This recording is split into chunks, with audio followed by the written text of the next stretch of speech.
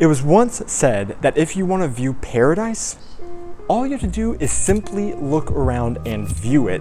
And this was sung in a world of pure imagination, where children could run and play and eat everything in sight. Turns out this world doesn't just exist in a world of pure imagination, but in our world, in Andernach, the edible city.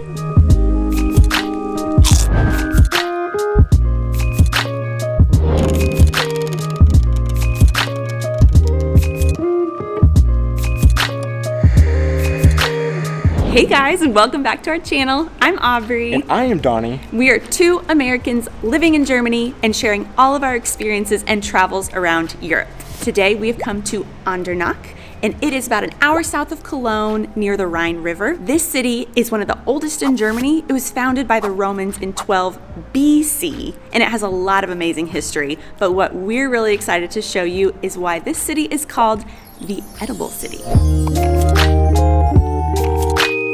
In 2010, Andernach came up with an initiative to do multiple things to improve their city, like increase their biodiversity, increase education on healthy eating habits, increase education on where food comes from, and also how to harvest it. And also they wanted to increase community involvement in Andernach. And their solution was to plant gardens all throughout the city that grew fruits, vegetables, beans, and much more that of course are edible, but most importantly, completely free to the residents in the city.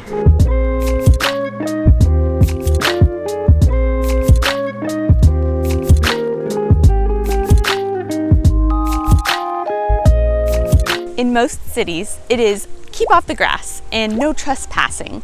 But in Andernach, it is help yourself and picking is encouraged. We're here in the heart of this project in the old city walls, and there is a huge variety of different types of edible plants. In fact, every year they highlight a different type of plant to educate the city. And in 2010, when this project started, they highlighted tomatoes, and they planted 101 different types of tomatoes. I had no idea there were even that many types of tomatoes, but apparently there are over 10,000 types of tomatoes. I first came here to Andernach in 2014 when I was here studying abroad in college, and I was here studying sustainability. And so they brought us here to show us a neat sustainability project that was unique to Germany whenever they first did this, because Andernach was the first one in Germany in 2010 to have a project like this and making an edible city. And I remember when we were here, a lot of questions were raised, and I'm sure a lot of you also have, like, what about vandalism? Do people come here and vandalize and trash the garden just for the heck of it, like they do when they do graffiti and stuff? Or what about people coming and taking more than they actually need and then over-picking, and then nobody actually gets to enjoy it except for the few that get here first? And they assured us at that time that none of that is actually a problem and that the community really respects this. And I was excited to come back here because here we are 6 years later since I visited, and 10 years after the project, and I can definitely say it looks the same, if not like it has grown, and it doesn't look like that vandalism is really a problem. And right now we are here in the summertime, and not a whole lot looks like it is actually in season for picking except for like corn, and it doesn't look like it's like over-picked and trashed or anything. People really seem to respect it and keep it up and enjoy it still. And what's also kind of neat is how often do you come into castle ruins in Germany and find palm trees or banana trees and exotic things like that?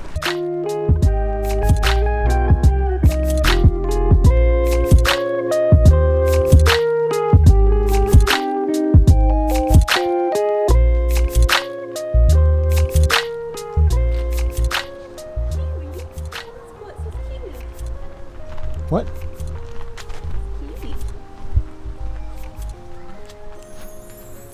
No way. Another question that arises with this type of project is who takes care of all of this? The city employs people who have long-term unemployment to maintain all of these gardens and provide them with a really meaningful job here. And then the citizens are educated on the different seasons of plants, different ways to eat these types of plants, and they are able to come and harvest these for themselves. So this is also a huge medieval castle ruins, and we are standing on what looks like a bridge that was over like a moat or some sort of water. I don't know that for sure, but now down below where it looks like the water would have been, they have animals that are also living down there. And when I was here in 2014, they also had goats, and it doesn't look like they have that anymore, but they still have chickens. And when we were here, we were told that they would also milk the goats and use the milk to make cheese and then sell those in markets in the city. And then now it looks like, because they don't have the goats, they just have the chickens laying eggs, and they told us then that they would take the eggs and they would also sell those. So the city has fresh eggs that are coming from right here in these amazing medieval castle ruins.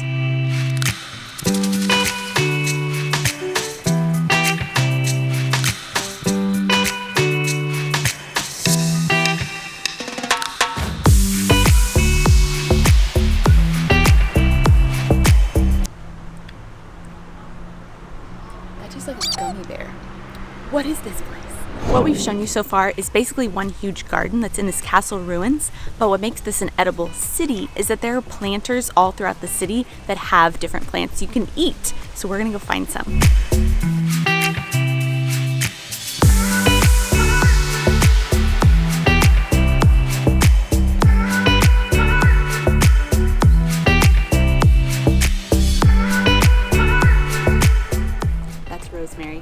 Now it is very important to note that you can't just eat anything you see in the city. Like for example, those are just weeds.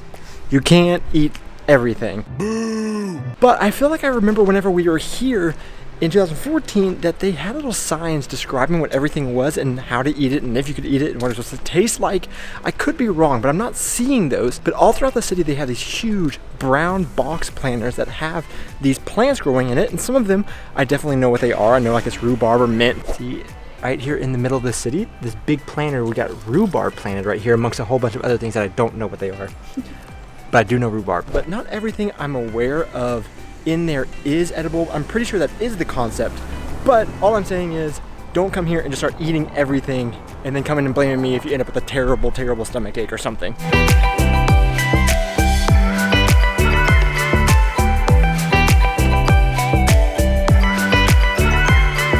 There are even grapes growing on the town hall.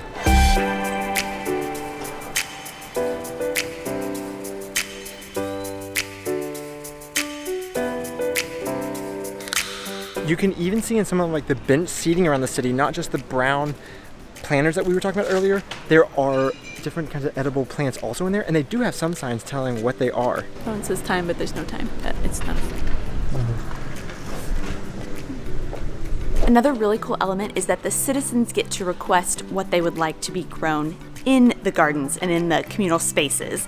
So they get to participate, and it gives the community more ownership of this project. So Andernach is not the only city that has adopted this concept. There are other cities across Germany that are also considered to be edible cities. And one example is Cologne. They are working towards being able to be called an edible city by adding these different edible elements into their green spaces.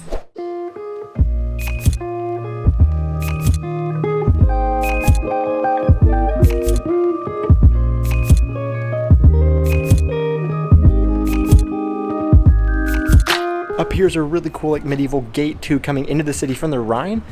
And up inside of it they have like beehives. They're also cultivating bees and I guess honey up inside of there. Just everywhere you look there's something.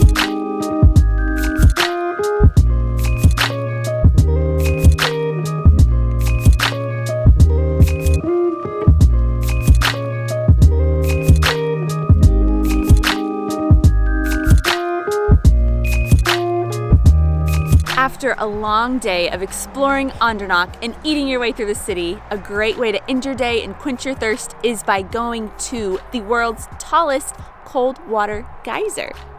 However, unfortunately, you cannot just hike to it and walk up and see it yourself like we are discovering right now, because you will get here and there'll just be a locked gate keeping you out, and to be able to see the world's tallest cold water geyser, you have to buy a ferry ticket in Andernach, and they have to ferry you down to it, and then they will unlock it and allow you in.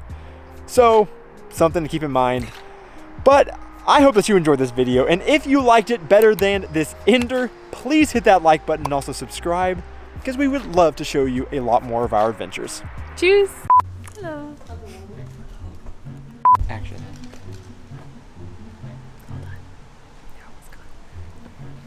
Hey guys, and living in Europe and traveling around this beautiful place. Is that okay? Let me start over. I forgot my part. Hey guys, and I looked away. Go for it again. So with a project like this, no. Yeah. What about? Whoa.